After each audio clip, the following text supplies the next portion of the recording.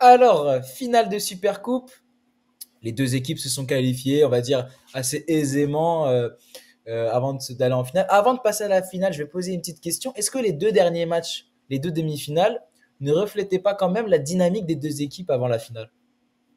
Ces derniers jours, en tout cas. Je te laisse prendre la main, Aris, là-dessus.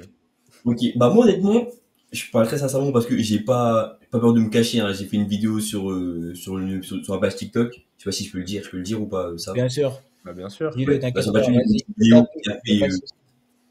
qui a fait énormément de vues et où je me fais lyncher actuellement dessus, hein. Mais bon, c'est de bonne guerre, malheureusement, c'est le jeu. Et, et bon, en fait, littéralement, on disait que moi, je trouvais que le Barça était un peu moins, était pas un peu, était moins bon. D'accord, ces derniers temps. Je trouvais que, parce que moi, je suis parti à Las Palmas regarder le Barcelone-Las Palmas. Et depuis ce match-là, bah, le Barça, j'ai trouvé un peu moyen. C'est-à-dire, ils tâtonnaient un peu, ils avaient un peu de mal à retrouver leur élan magnifique qu'ils avaient en début, le magnifique élan qu'ils avaient en début de saison. Et donc, moi, je me voyais arriver avec un Real qui avait un peu plus d'assurance. Sur les 8 derniers matchs, 7 victoires ou quelque chose dans ce style-là, je me disais, ah, c'est le moment de rendre les coups. Voilà ce que je me disais avant le début du match. Moi aussi. Non, bah ouais. On Non, mais pensait. c'est vrai, hein, vous avez raison. Le Barça était quand même vraiment en deçà ces derniers temps. Bah, même avec les deux défaites, hein, Atlético, Leganés, tout ça. On arrive. Certes, on gagne Barbastro, mais voilà, c'est Barbastro. Mais la Bilbao, c'était quand même un peu poussif. Donc, moi, je partage votre avis là-dessus. Et donc, la question finale, Sacha, est-ce que les deux équipes arrivaient dans leur dynamique de base avant ce match? Bah, après, je vais te poser la question à toi aussi, mais bon, on a fait une petite preview d'avant-match. Et tu as dit que tu pronostiquais que le Barça allait gagner 3-1. Mais je pense qu'au fond de toi, voilà, tu donnais le Real favori, et au fond de toi, c'était aussi ce que tu espérais. Mais je pense que tu voyais toi-même plus le Real gagner, non? Je me Oui, trompe? non, mais oui, exactement. Ouais. Je crois que tu voyais quand même un petit peu plus le Real gagner, même toi.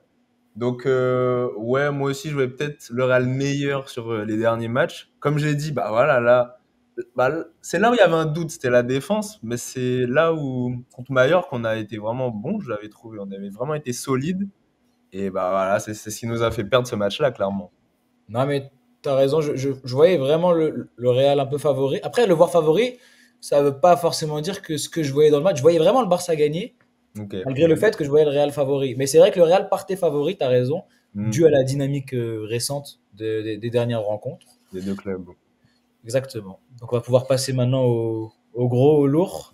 Désolé de vous infliger ça. Déjà, je peux déjà remercier Harris d'être venu malgré la défaite. C'est Ouais, dur. Franchement, mentalement, c'est dur. Vraiment, félicitations. Je sais pas si j'aurais pu le faire. bravo. Franchement, ouais, Non, bravo. c'est compliqué, mais bon, j'ai assez mangé avec mes deux frères qui supportent le Barça dans ma jeunesse. Je suis On va, on misé. va, on va réafficher ton TikTok quand même. Ça fait N'hésitez pas plaisir, à merci. aller voir, à aller follow tout ça. Très bon TikToker sur le Real Madrid. Et footballogue aussi. Sa page avec Johan Exactement. et, La et le triplette. Martinez. On va d'abord parler du Real. On va vous faire honneur. On va commencer par le Real. Alors, on entend beaucoup parler là ces derniers temps sur les réseaux sociaux, ces dernières heures, hein, après le Classico. Le problème Ancelotti, le problème c'est la composition, le problème c'est la tactique, c'est la défense. Qu'est-ce qui a pêché dans ce Real-là, Harris? Euh, D'abord, pour moi, je mène un combat un peu depuis plus de 2 ans où moi, je veux qu'on laisse un peu tranquille Carleto. D'accord? Alors que je ne suis plus du tout en adéquation avec ce qui est produit sur le terrain. Je suis plus du tout en adéquation avec ses idées de jeu. Mais lui mettre tous les mots du monde alors qu'on sait personnellement en tant que supporter du Real Madrid que Florentino Pérez a la main mise sur un recrutement, que Florentino Pérez est un peu celui il construit une équipe et le coach doit faire avec ce que lui a construit directement derrière sans que le coach puisse amener ses idées-là. Moi, Carleto, je l'épargne un peu, honnêtement. Et quand je vois qu'il met Tchouaméni en défense centrale et qu'il force et qu'il s'obstine à le faire, alors qu'on voit tous, hein, tout le monde dans le monde du football actuellement voit que Tchouaméni est en très grande difficulté, je pense que c'est limite un message à Florentino en lui disant que bah, j'ai pas ce qu'il faut. J'ai pas ce qu'il faut. Et pour moi, sur le fautif n'est pas Carleto. Le fautif, moi, j'aurais dit Florentino Pérez, mais dans la grande globalité, tu vois, pas uniquement pour cette Oui, oui. rencontre-là. Mais et là, je suis désolé, mais là, c'est les joueurs. Les joueurs, tu veux pas faire des matchs avec aussi peu de précision technique, en étant tactiquement constamment hors de position, mais même au niveau du pressing. Je suis d'accord sur le fait que le pressing est initié par un coach et qu'on voit qu'il y a un grand impact, etc. Mais tu sais à quel moment il faut enclencher un pressing, on t'apprend ça quand tu es en district. Tu sais à quel moment quel joueur, comment marquer un joueur correctement, etc. À ce niveau-là, tu peux avoir autant d'imprécision et pour moi, c'est ce qui a pêché. En fait, les joueurs étaient trop mauvais, littéralement. Sauf un ou deux, j'ai envie de dire un ou deux joueurs qui ont réussi à faire leur match, sinon les autres, c'était cataclysmique. Donc tu dis que Carlo Ancelotti, c'est un message qu'il envoyait en titularisant peut-être Chouameni, peut-être même Vasquez, tu peut-être même mettre dans l'eau. Mais Mhm. le message, ça aurait été j'ai pas assez de joueurs. Pourtant, en tout cas, ce que je vois, c'est qu'on lui reproche souvent de pas mettre Asensio à la place de Chouameni. J'ai entendu Mhm. parler de pourquoi pas à la place de Vasquez des Federico Valverde. Sacha, est-ce que tu aurais fait différemment la défense, toi? Bah, Ancelotti, avant le match, il avait dit qu'il n'y aurait pas de surprise. Euh, Moi, je pense que c'est compliqué de dire ça parce que, voilà, on en a parlé en plus ce matin en cours. En fait, au premier Classico de la saison, on a reproché à Ancelotti d'avoir tenté un truc de dernière minute avec Bellingham latéral droit, un truc qu'il avait jamais tenté. Donc, pour moi, c'est facile à dire aujourd'hui, oui, fallait pas mettre Vasquez, fallait pas mettre Tchouaméni. Mais c'était la compo qui nous avait réussi plus ou moins ces derniers temps. Et je crois que si ça n'avait pas fonctionné avec Asensio et Valverde latéral droit, bon, on lui aurait reproché d'avoir changé quelque chose au dernier moment. Ouais, c'est ce que je me disais aussi, parce que j'entendais plusieurs fois les Valverde latéral droit. Alors, à la limite, Asensio, je pense pas qu'on lui aurait reproché. Mais c'est vrai que moi aussi, j'imagine que si Valverde aurait joué latéral droit dans un compo d'Anamut, là, Valverde a joué très peu de fois latéral droit cette saison. Si Mhm. Valverde avait joué latéral droit, on lui aurait sûrement reproché s'il y avait eu un score aussi. Après, Mhm. c'est vrai que Vasquez, c'est pas la première fois. On sait qu'il est mauvais. Contre Mallorca, ça peut passer, mais contre le Barça, c'est compliqué. Tu parlais de Bellingham. Est-ce que, pour rebondir dessus, est-ce que quand même Ernesto Valverde en tant que latéral droit, c'est pas différent de Bellingham? Bah, Ernesto Valverde, je crois qu'en tant En que Federico, pardon, j'ai des mots. C'est Valverde Mathieu dans le chat qui me pardon, Federico. Federico Valverde en latéral droit, bah oui, c'est mieux que Bellingham, on l'a déjà vu. Mais je pense quand même qu'on lui aurait reproché, si ça avait mal tourné, d'avoir tenté ça au dernier moment. Mais oui, en théorie, c'est quand même meilleur que Bellingham. Surtout que Bellingham, tu as besoin qu'il soit vraiment haut pour pouvoir marquer des buts. Bon, ça n'a pas été le cas. Ou pour pouvoir distribuer des passes décisives. On parle beaucoup de la défense, mais j'ai l'impression quand même que l'attaque a son mot à dire dans cette défaite. On l'a dit tout à l'heure contre Mallorca, mais Vinicius quand même assez absent. Je veux bien que le Barça ait usé d'un pressing intense qui empêche les défenseurs du Real à relancer. On sait que souvent, c'est les défenseurs qui font la relance, pas trop les milieux. Donc avec ce pressing, c'est compliqué, mais je veux dire, même en première période, même avant le rouge, le Real avait des occasions, avait des situations, et à l'image du premier but d'ailleurs. Donc est-ce que l'attaque, on va dire aussi un peu le milieu de terrain qui s'est totalement fait manger dans ce match, n'a pas un peu sa part de responsabilité, Harris? Pour moi, c'est eux je dis pas, les plus gros fautifs. Au vu de ce qu'ils peuvent faire, je pense que c'est eux qu'il faut accabler parce que je trouve que la prestation d'un joueur comme Bellingham, alors que Bellingham, vraiment, c'est mon chouchou, je le propagande Ballon d'Or chaque matinée à dire que c'est un joueur qui va être générationnel, etc., dans les plus grands de l'histoire. Mais le match qu'il nous fait aujourd'hui, à un moment donné, t'as l'impression qu'il voulait même plus jouer, même plus être sur le terrain.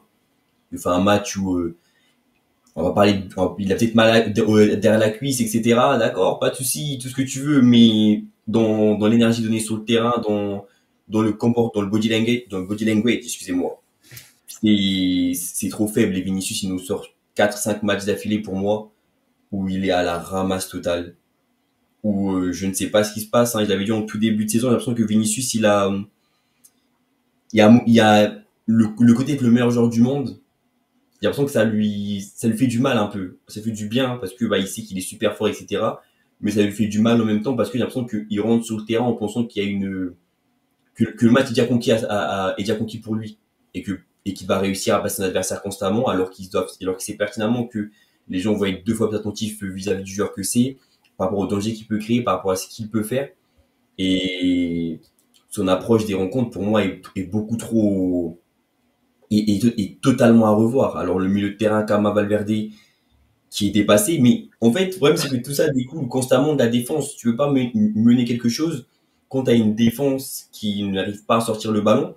Et c'est ça que je vais parler très sincèrement, au vu de ce que j'ai pu voir. Moi, je m'inquiète énormément pour la suite de la saison du Real Madrid, parce que je pense que la Liga, ça peut le faire parce qu'on peut réussir à s'en sortir face à certaines équipes plus faibles. Mais que dès que le niveau va être un tout petit peu élevé, ce résultat-là, face au Barça au retour, il peut se reproduire à nouveau. Face à l'Atlético, on peut à nouveau prendre ce score-là parce que il y a un déséquilibre qui est créé par le fait que les défenseurs sont incapables de sortir le ballon. Vraiment, je te jure, je regarde la compo en même temps que je parle et je suis triste. On peut rien faire. C'est vrai que là, en plus, toutes les notes rouges, là, ça pique les yeux. Ah ouais. Pour le coup. Mais je veux bien répondre à ça aussi, Axel. Mais... Vas-y, réponds. Mais, désolé, parce que du coup, là, on se plaint, mais toi, on te laisse pas profiter du moment qui devrait être incroyable. Attends, là, on parle que du Real, le Barça va venir après. Je vais prendre la parole, pas de souci. Parce que j'ai beaucoup de choses à dire là. Mais vas-y, parlez, il n'y a pas de souci. Déjà, moi, je partage pas l'avis d'Aris quand tu dis que l'attaque, c'est les premiers fautifs de cette défaite. Moi, je pense quand même que la défense, parce que par exemple, voilà, on parle de Vinicius, de Bellingham, qui ont été mauvais et qui n'ont aucune excuse, c'est clair. Mais je crois que si la défense n'avait pas donné 5 buts, je pense que ça aurait suivi quand même. Parce que, non, sérieux, moi, je repense aux 5 buts qu'on a pris, c'est vraiment une blague. C'est vrai qu'il y a une part on peut les analyser un par un. Allez, peut-être les plus excusables, c'est le premier avec Yamal qui dribble Tchouaméni, même si Tchouaméni se fait dribbler comme un plot. Et le dernier où c'est pareil, Rafinha qui dribble Tchouaméni comme un plot. Mais le raté de Rodrigo qui emmène Rafinha tout seul 30 secondes après, inexcusable. Rafinha qui se retrouve tout seul sur un centre de Koundé à 60 mètres, inexcusable. Attends, qu'est-ce que j'ai oublié? Le penalty de Kamavinga. Les gars, l'action, c'est lunaire. Le ballon, il arrive sur la poitrine de Gavi. Sur la poitrine, Kamavinga, sa jambe, elle arrive sur sa cuisse. Pourquoi? Et alors, le corner, ça, c'est le pire. Là, c'est le pire. Le corner joue à 2, là, juste avant la mi-temps. Waouh. Non, c'est vrai que c'était compliqué défensivement. Il y a eu... Ouais, c'était pas facile. Mais c'est pas possible de faire comme ça. J'aimerais rebondir sur ce qu'a dit Harris un moment pour t'en parler, Sacha, à toi. Dis-moi. On en a parlé dans la preview. Harris a beaucoup critiqué Bellingham pour ce match, peut-être à juste titre. Dans la preview, on avait dit que normalement, tout était aligné pour que Bellingham fasse un gros match. Parce que le Real est le seul adversaire à avoir déjà affronté le Barça. C'est la deuxième fois. Donc, ils savent comment ça joue. On a remarqué ces derniers matchs que les équipes avaient compris qu'il fallait partir d'un peu plus bas pour contrer cette ligne haute et le piège en jeu. Bellingham, c'était parfait. Dans une bonne forme depuis novembre. Là, il part milieu de terrain, donc il part les 5-10 mètres avant. En ayant étudié cette ligne haute du Barça, normalement, Sacha, c'était le match parfait. Qu'est-ce qui s'est passé pour Bellingham là? Non, je vais dire un truc là, mais après, me coupe pas sur le Real, j'aurai encore un autre truc à dire. Vas-y, je te laisse parler.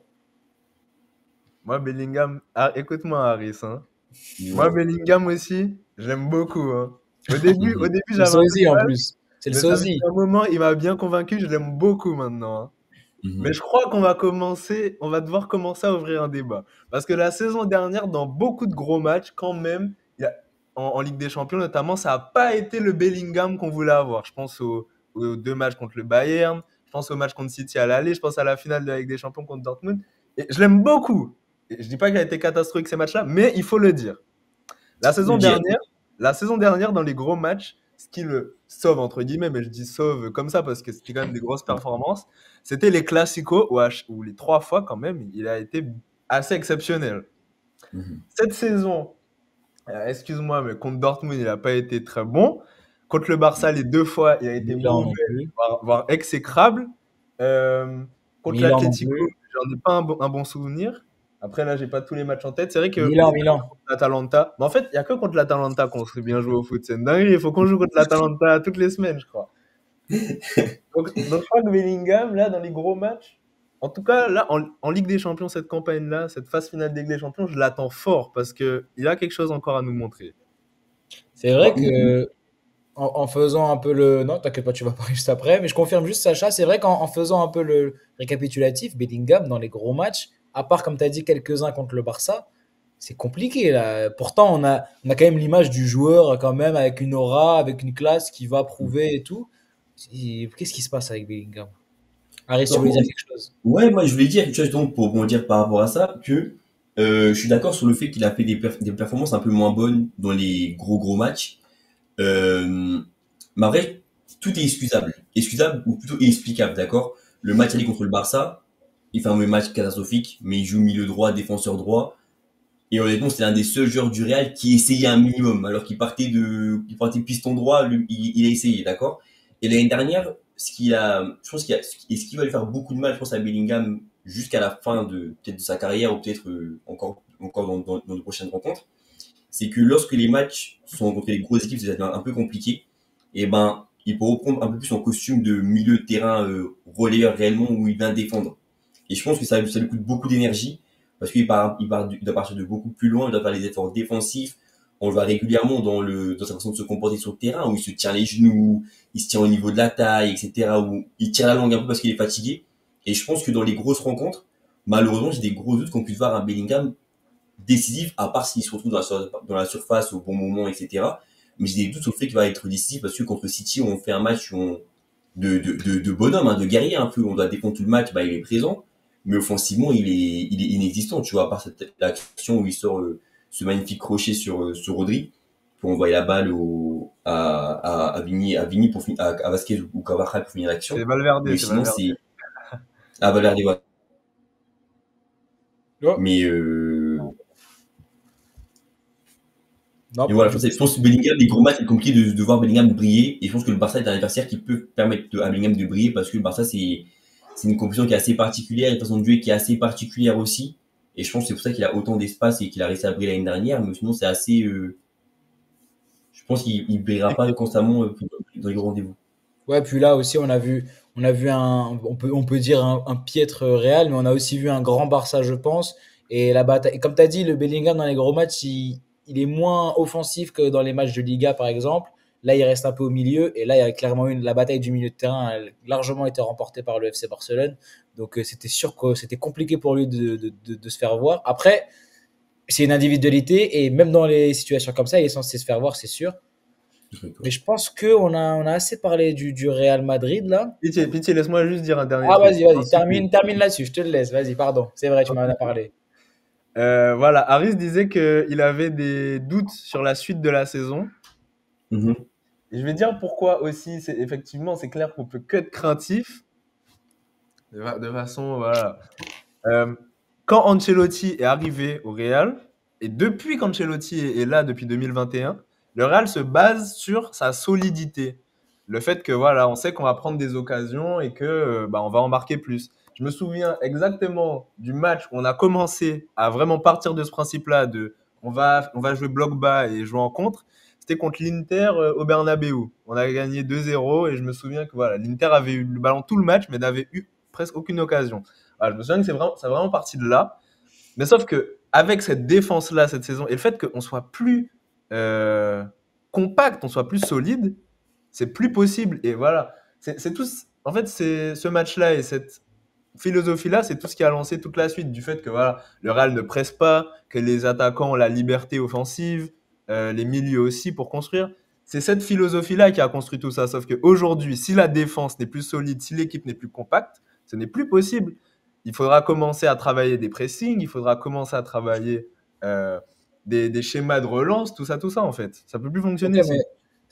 ça fait un peu écho à ce que disait Harris tout à l'heure. Est-ce que ça vient pas au départ de la faute de Pérez, où il y a personne, il n'y a pas d'effectif? Après,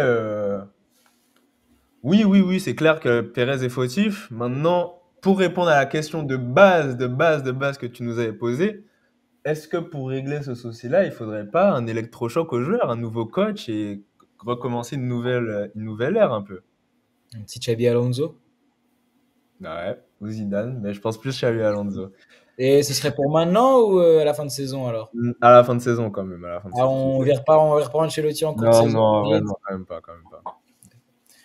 Bon, on a assez parlé du Real, je pense. On a cerné les soucis. très mauvaise défense, mais il n'y a pas que ça au Real. Le milieu et l'attaque ont leurs soucis. Ancelotti et même Pérez, tout le monde est fautif dans ce match. Tout Je le pense monde. que, voilà, comme le dit très bien Dario, allez, on passe en Barça. Je pense que tout le monde attend un peu ça. On va y passer. Moi, en attendant, je vais juste. Voilà, parce que là, au bout d'un moment, c'est des choses qu'il faut faire. Voilà. Euh, le Barça, bah, joli match du Barça. Alors, est-ce que le Barça, on connaît un peu ces 2 dernières années, ou peut-être même 3 dernières années. Ouais, je crois que c'est les 3 dernières années. Celui qui gagne la Super Coupe, ça lui insuffle une dynamique et il finit souvent par faire une belle saison. L'année dernière, le Real avec la Ligue des Champions, avec la Liga. L'année d'avant encore, le Barça avec la Liga, alors que ça faisait un petit moment, 4 ans qu'il ne l'avait pas gagné. Est-ce que là, on est de retour sur le Barça du début de saison? Est-ce que le Barça a des chances de remporter encore un nouveau titre, on va dire un nouveau titre majeur, Liga ou Ligue des Champions, à la fin de saison, Harris?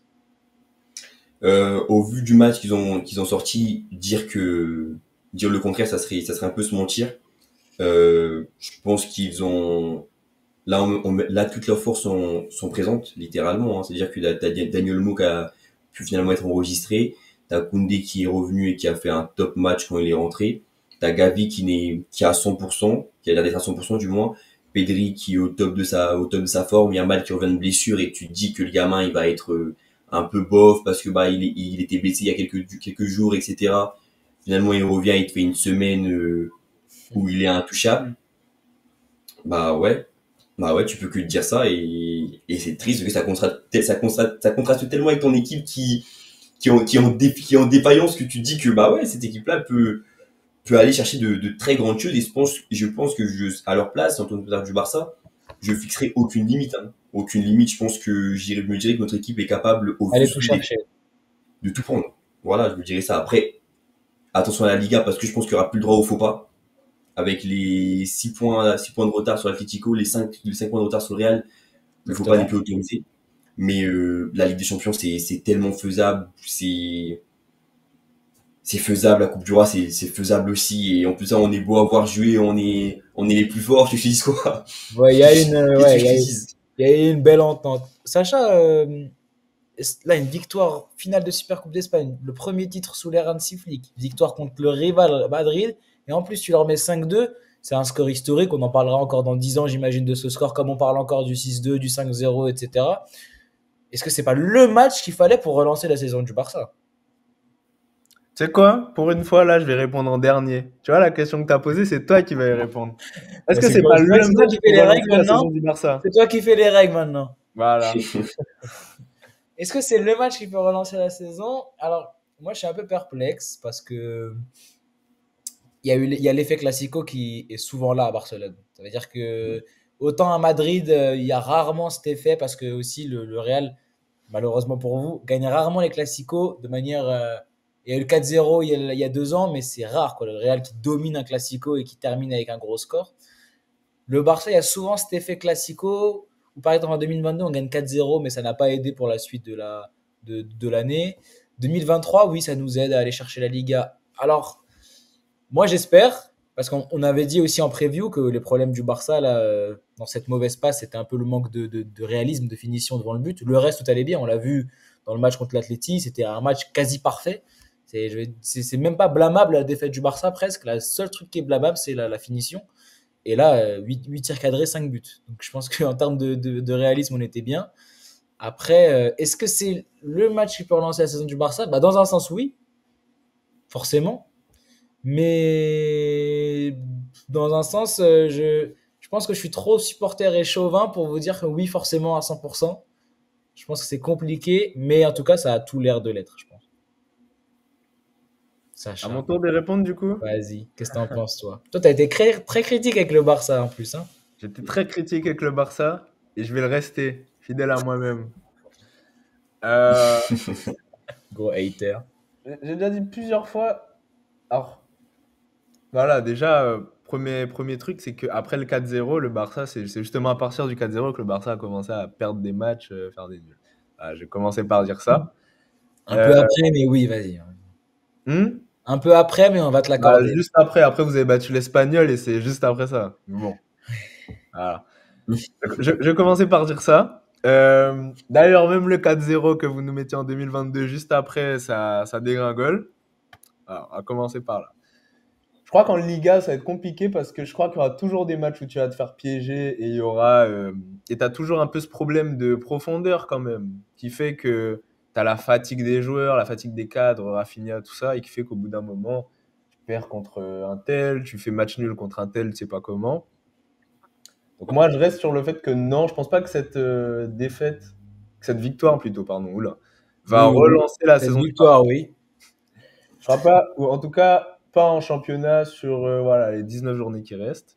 Mais ce Barça, et en soi, on a, sur les derniers matchs, même sur la mauvaise série, on n'a pas vu le contraire de ce que je veux dire. Ce Barça reste quand même, faut le dire, si le mental tient, un danger pour la Ligue des Champions. Parce que ce Barça a battu, à part l'Atlético, tous les gros, a même écrasé tous les gros. 4-1 contre le Bayern, 4-0 contre le Real, 5-2 contre le Real.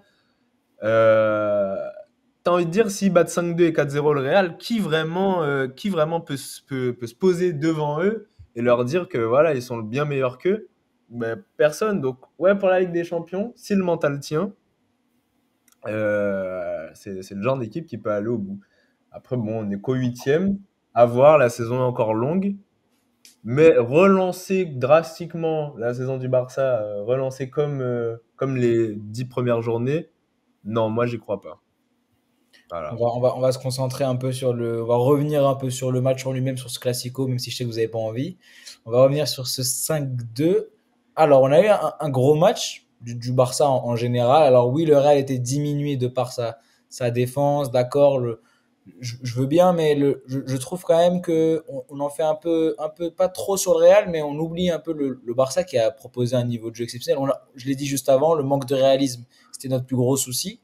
Et là, comme j'ai dit, 8 tirs cadrés, 5 buts, ça veut vraiment dire, même si tu as une défense exécrable, c'est quand même la défense du Real Madrid. Je veux dire, t'es pas censé t'en prendre 5. Le Real a joué comme ça quasiment tout le début de saison. Ils s'en ont pas pris 4 ni 5 contre tout le monde. Il y a que le Barça qui a pu faire ça.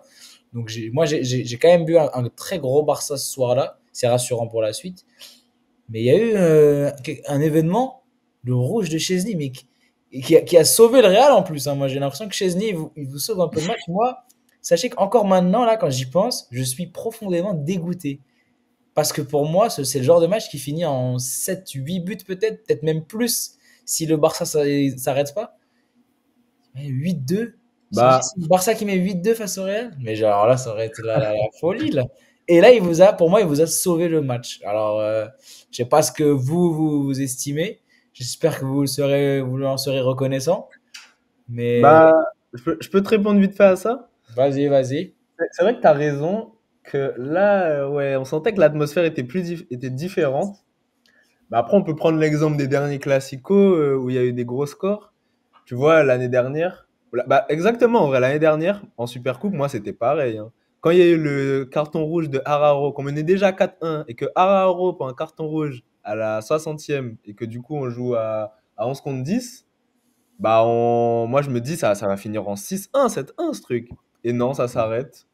Et c'était pareil, tu vois, je repense à. Alors, je sais pas pour le Classico là de 2024, mais en 2022 aussi, votre dernier but, il est à la 55e. Vous roulez, et puis après, ça s'arrête un peu, donc je sais pas. En 2024, le 4-0, tu parles? Ouais, je sais pas. Non, là, je parlais de celui de 2022. Ah, ok, oui, oui, oui, c'est vrai. Non, mais après, tu parles du Classico du 4-0 d'il y a 2 ans, mais là, non, 4-1, pardon. Mais là, c'est différent. Je veux dire, là, dans les deux cas, c'est le Barça qui prend en rouge. C'est-à-dire que là, j'ai quand même l'impression Ouais, que si ouais. Chesney prend pas ce rouge, t'es pas obligé de sortir Yamal. En plus, tu rentres Olmo, qui, à mon avis, mentalement, il avait des choses à prouver. Bah, j'ai quand même Non, je l'impression pense. que c'est compliqué. Moi, ça m'a fait mal, hein, ce rouge. Il me saoule encore, hein, parce que je me dis, là, c'était un classico historique. Déjà que ça l'est un petit peu. Au moins, c'est un grand classico. Mais là, ça aurait été historique. Harry, Après, on peut lancer nos si. Nous Mhm. aussi. Non, bah, je te allez-y, rejoins allez-y, aussi. je vous laisse. Je t'écoute, vas-y. Harris, commence, pas de Mhm. souci. Non, moi, dis-moi, sur le rouge, je suis d'accord avec ça, sur le fait que. Ah, moi, je pense honnêtement que, au vu de la physionomie, comme ça, et comment le match tournait, il y avait en fait en fait, c'était le chaos déjà sur le terrain. Parce qu'il y avait beaucoup d'espace et autres. et il y avait cette odeur de chaos, de sang encore qui traînait dans la surface du Real. Et je pense que ça aurait on aurait pu avoir un score historique. Et je suis très content que Szczęsny ait fait cette bourde-là parce que je voyais pas les joueurs du Real avoir le sursaut d'orgueil de se dire on ferme les vannes et on arrête on défend correctement, on se réveille un peu. Ils ont pas fait au début à 4-1 à la mi-temps, ils ne feront pas à 5-1 et après derrière le score aurait juste été pour être dans l'histoire. Voilà. Donc très content. Moi, du coup, comme vous me faites triste, je vais resservir pour oublier parce que ça m'énerve un petit peu ce carton rouge de Chesney. Bon, moi, j'ai assez parlé du Barça. J'aimerais quand même que vous en lâchiez un petit mot dessus, quoi. J'aimerais avoir votre avis là-dessus. Je pense que tout le monde veut vous entendre parler un peu de ce Barça. Je vais vous laisser parler à tour de rôle. Haris, qu'est-ce que tu en as pensé? Donne-nous ton analyse de ce match du Barça hier soir. Un match totalement maîtrisé, je trouve, hein, à part ce but de Mbappé où Mbappé était dans une forme olympique, donc il était intouchable à ce moment-là et c'est un peu un grand regret. Mais aussi, j'ai trouvé que le match de Baldé, je suis pas très friand de ce joueur-là de base, je trouve qu'il a beaucoup de lacunes et je trouve qu'il a fait un match limite irréprochable. Hein. Quand je vois sa note, je me dis 7,6, je pense que j'aurais peut-être mis plus moi personnellement. Moi, je pense Je que c'est trouve le qu'il a premier été but de Mbappé qui pêche, hein. irréprochable. Rafinha, je trouve qu'il fait un match encore une fois exemplaire dans sur les bonnes décisions, le bon timing. Tu vois des joueurs Casado Pedri, je n'ai pas vu plus que ça dans le match et ça fait peur de se dire que tu as pas vu Casado et Pedri plus que ça dans le match et que Barça t'en as quand même mis 5. Koundé solide défensivement à part quand c'est Mbappé qui s'est mis sur lui, bah aussi il a très peu été pris à revers. Lewandowski moyen, personnellement je trouve moyen, très fort, mais Lewandowski je pense que le Barça doit prendre Par un rapport numéro au 9 un peu plus résultat, il a costaud. été moyen, ouais. Oui, C'est tu ça que vois, je tu trouve veux qu'il aurait dire, pu ouais. faire beaucoup plus. Et, et après, je suis obligé de parler de cet homme-là, de ce gamin-là, qui, pour moi, je le répète et je le dis depuis un petit bout de temps, je pense que dans l'histoire du football, je suis pas sûr qu'on ait vu un joueur de ce Inigo Martinez? niveau-là. Non, je parle du jeune Lamine. Je suis pas sûr qu'on ait déjà vu un joueur de ce niveau-là, de cette qualité-là, de cette maturité-là sur un terrain de football. D'accord? C'est-à-dire que je pense que peut-être les anciens pourront dire Pelé, mais ceux qui pourront parler de Pelé, ils sont plus terre actuellement. Mais Yamal, c'est générationnel. C'est vraiment, je pense que la dernière fois que j'ai vu un joueur, je me suis dit que ce mec-là peut avoir le Ballon d'Or à la fin, doit avoir un Ballon d'Or dans les années qui suivent, dans les 3 4 années. C'était avec un joueur niveau Mbappé, on va dire, et encore. Sauf que dans 3 4 ans, Yamal a 20 ans. Je suis persuadé que ça devient le plus jeune ballon d'or de l'histoire du football. D'accord? Je pense que même cette année, il peut déjà le devenir potentiellement. Tu veux dire quoi? C'est générationnel et je pense qu'il fera mal constamment à chaque classico, à chaque gros match. Parce que c'est un joueur qui ne se cache pas, c'est un joueur qui ne se défie pas, qui a de la personnalité, qui est juste dans ses choix et qui va encore devenir encore plus juste, qui manque de finition mais qui va devenir encore plus bon en termes en finition. Je le dis actuellement, je suis supporter du Real Madrid, c'est un de mes joueurs préférés sur un terrain de foot. Je suis devant tous les matchs du Barça pour le voir jouer. C'est triste mais c'est générationnel, et au-delà de ça, c'est même intemporel. C'est magnifique, je suis T'es d'accord allé avec voir toi. le Barça pour le voir jouer? Incroyable. Hein? T'es allé voir le Non, Barça pour le voir jouer, Il a t'as vu la dit? télé. je suis allé voir le Barça pour faire plaisir à mon petit frère surtout, parce que c'est Ah, un ok. grand fan qui est Ah, mais parti. C'est bon, il t'aurais a eu fait une raison belle de toute seconde façon, mi-temps hein. contre Las Palmas. Ça T'aurais a eu payé raison. grâce à lui. Et, Ouais, je me souviens. crois-moi que j'étais heureux de savoir qu'il allait rentrer et vraiment sur chaque touche de balle, même s'il a rien fait contre Las Palmas, bah, moi je prenais du plaisir. Hein. Je me levais de mon siège à chaque fois parce que tu vois, mais en fait tu le vois quand t'es au stade. Je sais pas si vous avez fait le stade avec Yamal sur le terrain déjà ou même avec d'autres gros joueurs. J'ai Sur fait. chacune de ces touches de balle, t'as le public qui fait un bond de sa Ah chaise. oui, Dès qu'il lâche le ballon, bah tout le monde se rassoit. Un bond, mais c'est terrible. Ils le savent, tout le monde le sait. je confirme. Et c'est vrai, Chacha, je vais te laisser parler juste après de ce Barça, mais T'inquiète. avant ça, j'aimerais te demander, on a souvent eu ce cliché du Barça qui a un joueur contre tous. Il y a eu Ronaldinho contre les Galactiques, Messi, bon, il y a eu la MSN, mais on a l'image de Messi contre le Grand Real de Benzema, Suarez, Cristiano. Est-ce que là, Lamine Yamal, c'est pas cette individualité barcelonaise au-dessus du lot? Le retour. Ça arrive ce que tu parles. Non, c'est toi, c'est à toi. C'est pour ça Ah! qu'il passe. Non, moi, je suis désolé, Hmm. mais je trouve. Bah, en plus, tu sais quoi, Pas de la tu me critique, hein. lances, T'es non, très attends, méchant, hein. tu me lances hyper bien sur aussi ce que j'allais dire sur qu'est-ce que j'en ai pensé de la prestation du Barça. Je partage totalement ce que Harris dit. Yamal, à ses 17 ans, il a déjà une saison plus que référence où il fait huitième du Ballon d'Or, où il fait un Euro incroyable. Une autre saison, un autre début de saison là où ça terrasse le Bayern, ça terrasse le Barça, c'est exceptionnel chaque week-end. Mais il a accompagné d'un bad book, hein, Yamal aussi. De l'autre côté de l'aile, moi je suis désolé, je le dis tout le temps, mais moi, Rafinha, il m'impressionne de baiser parce que pourquoi? Euh, Ce match-là, je trouve il a plus enfin comment dire, le match auquel il a le plus ressemblé, c'était le 4-1 Barça-Bayern. Oui, exactement. T'as raison. Et pourquoi le Barça gagne ces deux matchs surtout? C'est parce que tu as un Rafinha qui a trois contres, qui a trois occasions, et à chaque fois, ça finit au fond. Je suis désolé, les gars. J'ai eu peut-être un peu cette habitude avec Vinicius, Benzema, les saisons précédentes. Mais du coup, ça m'impressionne de voir un autre joueur faire ça et peut-être le faire encore mieux parce qu'on ne mettait pas 5-2 au Barça, on ne mettait pas 4-1 au Bayern. Moi, je trouve ça impressionnant la façon dont il arrive à se présenter devant Neuer et Courtois. Et sur trois occasions, bon, allez, il rate sa tête au début du match, oui. Mais sur trois occasions, voilà, il te fait deux buts, une passe décisive. Moi, je trouve ça choquant. Mais Yamal est surtout, incroyable dans le jeu, c'est vrai, mais pour moi, le Barça gagne parce que Rafinha ne fait pas d'erreur. Rafinha ne fait pas d'erreur. surtout quand on connaît son parcours en plus, Plus. Rafinha, il vient de Rennes. Enfin, je veux dire, c'est quand même quelqu'un qui n'est pas du tout prédestiné à être à ce niveau-là un jour quand on regarde d'où il vient. Même au Barça, il y a un an ou deux, c'était pas flamboyant. À part la fin de saison dernière, on va dire. Mais c'est un joueur, c'est vraiment le type de joueur qui finissent, bon, j'abuse un petit peu, mais à la Malcolm, quoi, au Barça. C'est Ouais. genre, tu viens, tu dépannes un peu, parfois tu marques, tu fais pas des saisons horribles, mais voilà, t'es un joueur qui est présent, qui fait le taf. Et là, cette saison, il s'est montré à un niveau, alors qu'on rappelle que ça voulait le dégager cet été, hein. C'est ça, en fait. Ça fait. Il se montre à un niveau, il prend le brassard avec les blessures, et comme tu dis, il fait pas d'erreur, mais surtout, tu sens vraiment ce que c'est un capitaine quand tu vois Rafinha, un capitaine technique. Il est là, il te montre que c'est lui le leader de cette équipe. Donc franchement, ouais, Rafinha, je comprends là où c'est impressionnant, c'est que vraiment, il part de loin, de très loin, et je sais pas vraiment, en tout cas, j'en ai pas en tête maintenant. Allez, peut-être un Van Dijk, mais peut-être Rafinha n'est pas encore à ce niveau, mais des joueurs qui partent d'aussi loin pour arriver aussi haut, c'est franchement rare. Généralement, les joueurs, soit ils sont déjà dans un gros club, dans les centres de formation, soit ils se font repérer Il y a très quand vite. même. Bah, Bah, enfin, c'est pas la même chose peut-être dans ce que tu dis, mais il y a quand même un Brésilien de l'autre côté qui a un parcours assez spécial. oui, mais je veux dire, il se fait repérer très tôt par le Real Madrid, Vinicius.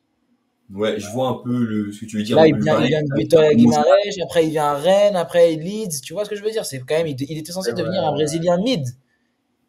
C'était censé Peut-être être un un mec mid comme player. Salah, on va dire un peu, non? Salah qui Pardon? fait balle, après il va à C'est Chelsea, il se rate vrai, à c'est Chelsea. vrai. Il y a un peu de Il a Salah, il y a un peu de tout- Van Dijk. Oui, oui, c'est vrai. Il y a quelques joueurs comme ça, mais c'est franchement rare. Avant, on va clôturer un peu ce sujet parce que là, on s'étale. Mais Ah bon, ouais, l'émission là, je crois qu'on va c'est l'arrêter pas à grave, c'est la 23h. fête. C'est la fête, c'est le classico. Il y a un guest de qualité. Donc Yes, on va juste terminer ça. Bonne question dans le chat. Homme du match, homme du résultat, selon vous, on copie un peu nos amis Omar et yes. Benji des commentaires qu'on aime bien. Qu'est-ce que vous. Je vais commencer. Vous savez quoi? Comme ça, je vais vous laisser la parole avant de changer. Homme du match, bah, je pense qu'il y a pas photo. Rafinha, je pense qu'on l'a dit, il met le doublé déjà et puis on sent ce poids offensif. Comme tu as dit, Sacha, il a l'action, il marque. Franchement, le but de la tête, là. Enfin, je veux bien que le centre de Koundé est parfait, hein, mais c'est comment tu prends ça? Je sais même pas s'il y a un monde où Lewandowski le loupe. Lewandowski qu'on connaît. Et comment Rafinha, il va le prendre, même si la défense, d'accord, mais il faut aller la chercher. Elle arrive vite, elle fuse. Il faut aller la Ouais. chercher, il faut aller la mettre sur Courtois surtout. Donc non, il saute bien. Non, franchement, Rafinha, homme du match. Et je pense même que homme du résultat, si on veut vraiment différencier, on va mettre Yamal. Mais je pense que tu mets Rafinha aussi, en fait. Tu es obligé de le mettre dans les deux cas. Il a fait un boulot monstre. Le but sur Chouameni, c'est du grand art. À la Yamal. Voilà, pour moi, je vais mettre les deux. Homme du match, homme du résultat, Rafinha. Harris, je te laisse continuer. J'ai envie de te rejoindre, mais si je vais être un petit, j'ai envie de sacraliser un peu le but qu'a mis Yamal parce que je pense qu'il fait beaucoup de bien au Barça, Ah ce bah oui, c'est but-là. l'égalisation, effectivement. Mais vraiment, je pense que homme du match ou homme du résultat, Rafinha, ça a été un poison du début au moment où il sort. Il mérite, on lui donne ce trophée, les deux en même temps, qui repartent avec toute la super coupe. Parfait. Allez, Sacha? Je vais remixer parce que sinon on va tous dire la même chose. Vas-y, vas-y, on a Je compris vais que tu voulais remixer être la question différent. de De toute façon, depuis tout à Saint-Étienne. l'heure, tu veux être différent. Vas-y, on a Voilà. compris. Vas-y. Moi, je vais vous dire le flop du match et le flop du résultat. Bah, allez, tu t'amuses sans nous. Allez, flop du match, Tchouaméni, catastrophique, nul. Et surtout, même si tout le monde a été nul en défense, et même Kamavinga aussi. Putain, j'avoue, Kamavinga, c'était chaud. Mais en fait, Tchouaméni, c'est l'image de cette défense mauvaise. Donc, il va prendre. Flop du résultat, mais flop sous-côté. C'est vrai que j'ai parlé avec Dorian à la sortie des cours. Il m'a dit, ouais, Rodrigo a été bon. C'est Non, lui, je me là. souviens que Rodrigo, Alario, c'est déjà lui. que c'est lui, bah c'est vrai qu'il marque son coup franc, mais déjà que c'est lui qui nous coûte le but là sur le corner où ça part n'importe comment. Mais s'il nous met son 4-2 là, s'il nous met son 4-2 à la, comment dire, au début de la seconde mi-temps, il n'y a pas le 5-1 de Rafinha juste après. Et s'il nous met son 4-2, ça relance peut-être tout aussi. C'est facile à dire après, mais ça relance peut-être tout. Donc on peut lui mettre sur le dos 2 buts, selon moi. Voilà, flop du résultat, Rodrigo. Ok. Compréhensible, Laris? Compréhensible. Après, moi, tu vois, Mélie, je mettrais plus Rudiger. Moi, ensuite, je devais tirer au canon sur un joueur, je mettrais Rudiger. Parce que je trouve il est stupide, c'est tout. Hein. Quand il s'est aspiré sur l'ouverture du score, Elle a contre qu'une l'égalisation du match, intellectuelle. il est débile. En fait, si tu remarques bien, sur tous les buts, tu sais pas où est Rudiger. Ouais. Sur tous les buts qu'on prend, il est pas sur la photo, il est pas sur l'image du but parce que bah il est jamais dans sa position. Donc moi, Rudiger, je le mettrais comme flop, lui qui est le leader accompagné de Chouameni. Rudiger, moi ça dégage vite à Hilal cet été. Hein. Wow! Déjà. Ah ouais, non, ouais, ça dégage vite, ça Ouais, dégage vite, ça c'est dégage vrai vite. que Rudiger, cette saison, ça a beaucoup de mal. C'est un peu, on peut dire, alors que pour moi, on avait fait une émission d'ailleurs à la fin de la saison dernière avec Sacha, Milan, Dorian, toute l'équipe. On avait élu le 11 de l'année, de la saison. Rudiger avait facilement fini dedans, en tout cas pour nous. Je crois qu'il n'a pas fini dans tous les 11, mais Non, il était au Dorian, moins il dans a les. préféré Guardiol, Dorian. Il était, ouais, bon, il y a des fous hein, dans l'équipe, hein. Mais il était au moins dans les mentions honorables, voilà. Donc, Rudiger, là, c'est quand même un peu plus compliqué cette saison. Il est limite devenu surcoté, voire sous-coté, mais dans l'autre sens. C'est-à-dire, on n'estime pas qu'il est mauvais alors qu'il l'est. Mais oui, c'est vrai que c'est compliqué. Bien sorti. Même pour Rodrigo, je ne l'avais pas vu sous cet angle. Bien joué. Merci. On va en finir malheureusement avec ce Classico 5-2. Ça me manque déjà. Ça me Heureusement, manque heureusement. déjà. On va changer de sujet.